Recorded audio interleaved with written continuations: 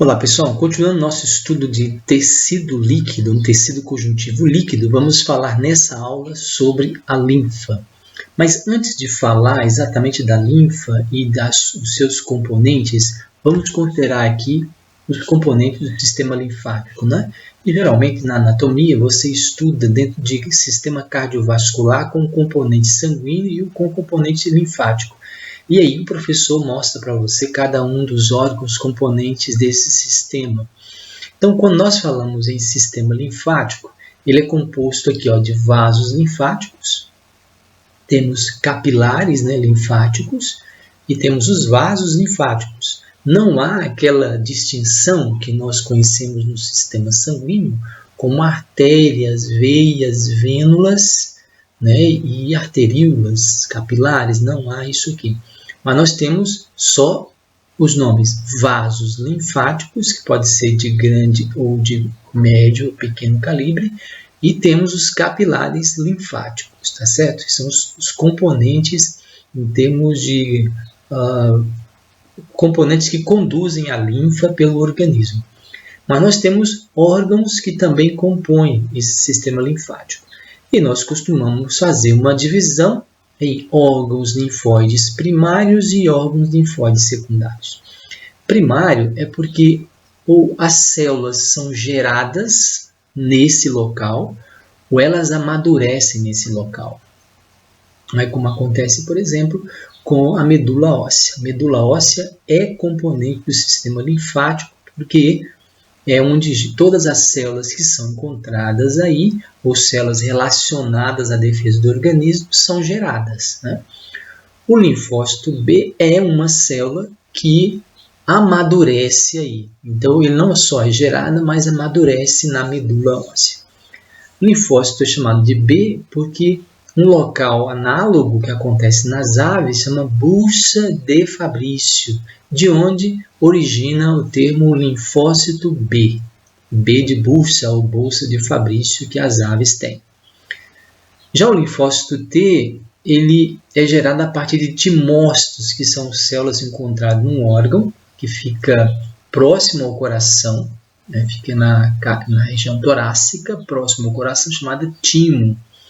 Esse órgão ele não é capaz de dar origem a muitas células, como acontece na medula, mas ele gera os linfócitos T. Nesse local, os linfócitos T amadurecem. Lembrando que os linfócitos T têm uma origem na medula óssea e migram para esse local, são chamados de timócitos e eles amadurecem e se tornam linfócitos T, que têm diferentes populações, tá bom? Então, esses dois órgãos que são chamados de medula óssea e timo, eles são órgãos linfóides primários. Enquanto que os demais órgãos, como por exemplo o baço, que é um órgão que existe na cavidade abdominal, no lado esquerdo do nosso organismo, ele é um órgão linfóide secundário. Ali também ocorre proliferação de células, células de defesa. Então, as células podem entrar numa expansão clonal nesses locais, linfócitos B e linfócitos T. Você deve estudar detalhes sobre isso quando fizer o curso de imunologia. E o professor vai mostrar como que essas células são geradas, são expandidas nesses locais. Além de baço, você tem uma série de outros órgãos espalhados pelo organismo, estrategicamente espalhados pelo organismo, que são chamados linfonodos. Você pode encontrar também chamado de gânglios linfáticos, os linfonodos. Eles estão espalhados no organismo inteiro, assim, da cabeça até a sola dos seus pés. Só o cérebro que não tem. Os demais partes do organismo você tem esses órgãos aí. Geralmente são estruturas esféricas, que permite a passagem, por exemplo, da linfa por ele. Então, esses são chamados de linfonodos, espalhados pelo organismo inteiro. Além de linfonodos, nós também temos outros órgãos situados estrategicamente, como, por exemplo, as tonsilas, chamadas tonsilas palatinas, tonsilas faríngeas, que talvez você tenha ouvido falar e chamá-los de amígdalas, não é mais amígdala, é tonsila. Então, na entrada, passando, né, em direção à faringe, esôfago, você tem esses órgãos situados estrategicamente aí, né? Já que a boca ela tem uma grande quantidade de bactérias, o alimento pode ter bactérias, e esses locais eles são estratégicos exatamente para detectar, né, esses agentes e já bloqueá-los aí mesmo. Mas nós temos tonsilas, além de tonsilas faríngea e tonsilas palatinas, nós também temos adenoides, que são estruturas da cavidade nasal, né? Elas também são consideradas órgãos linfóides secundários. No intestino temos umas placas também, né? Que são assim chamadas placas de Peyer. O nosso apêndice secal também é um órgão linfóide, né? Então essa placa de Peyer do intestino e esse pequeno órgão que alguns até chamam de órgão vestigial, mas que na verdade não é o apêndice secal, ele tem uma importância na defesa do organismo, já que o intestino também é povoado por uma série de bactérias, muitas delas podem causar dano, né? Nós podemos nos infectar com essas bactérias. Portanto, esses locais são locais onde as células podem aumentar em número. Então, nós dividimos, entenda isso, que os órgãos linfóides são primários, medula óssea e timo, e os demais, como linfonodo, tonsila, placas de Peyer, eles são exemplo de órgãos linfóides secundários, ok? E conectando essas estruturas, nós temos os vasos linfáticos, né? Os vasos linfáticos conectam essas diferentes regiões, transportando linfa, transportando células.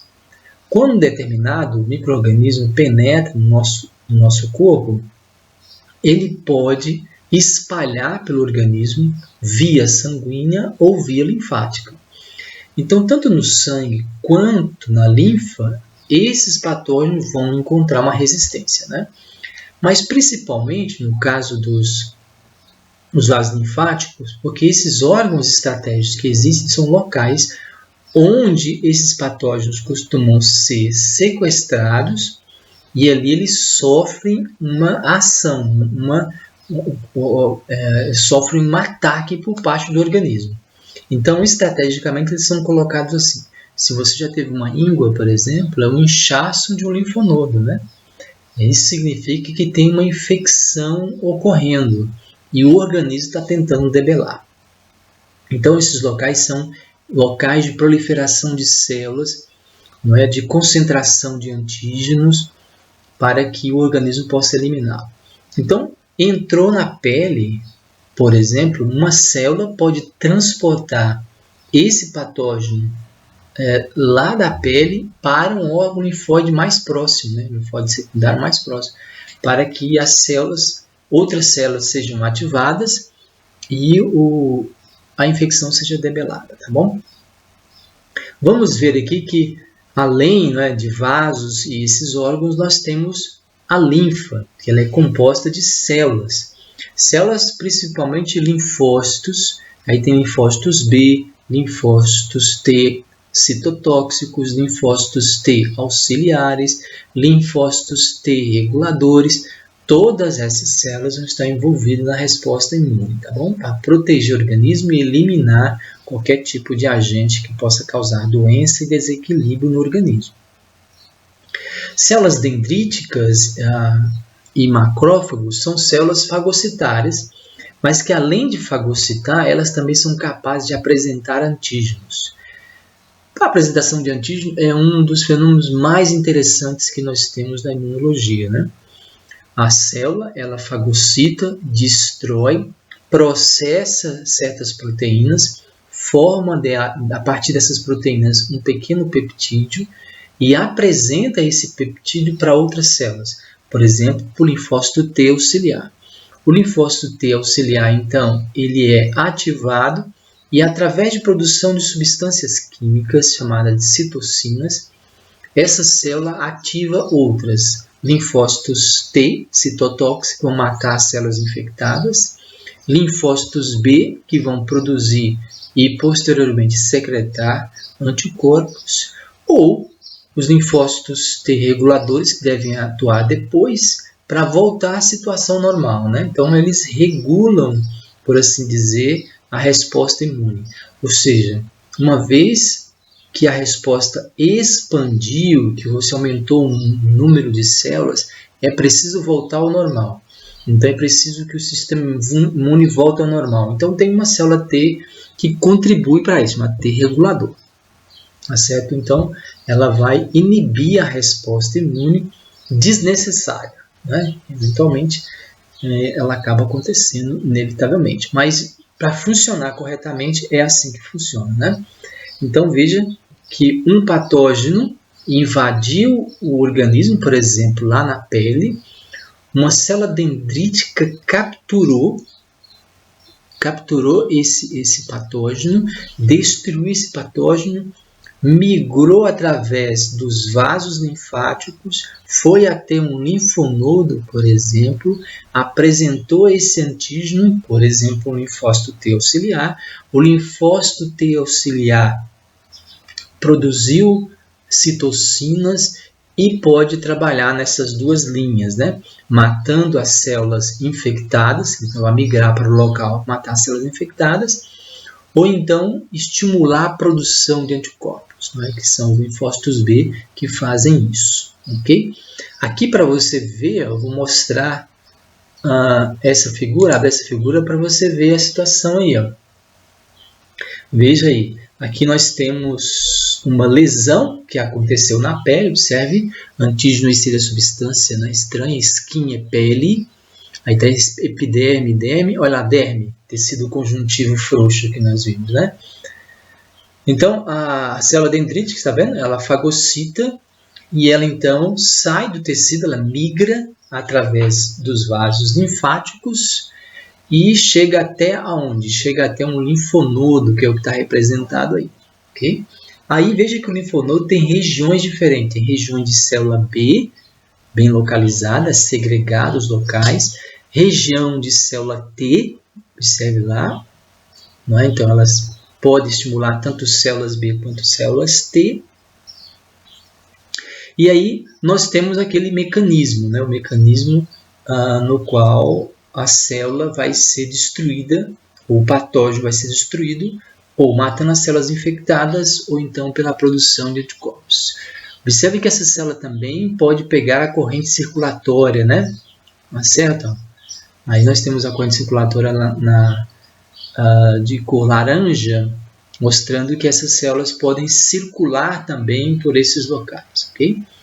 Então aí mostra, pessoal, como que a resposta imune vai ocorrer, tá bom? Aí a amplificação dessas células, aumento do número delas, com a finalidade de destruir.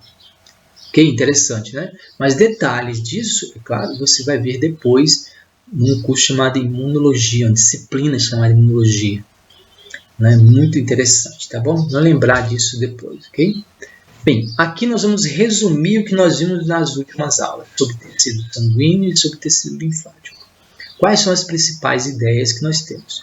Bem, os tecidos conjuntivos líquidos são de dois tipos, o sanguíneo e o linfático, ok? Assim, sangue e linfa.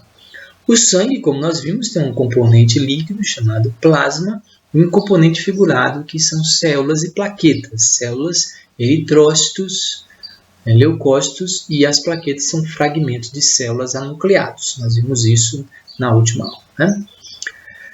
Essas células todas, sejam leucócitos ou sejam hemácias, elas derivam de células da medula óssea, né? Nós mostramos também a hematopoiese dessas células, ou seja, como é que essas células são originadas.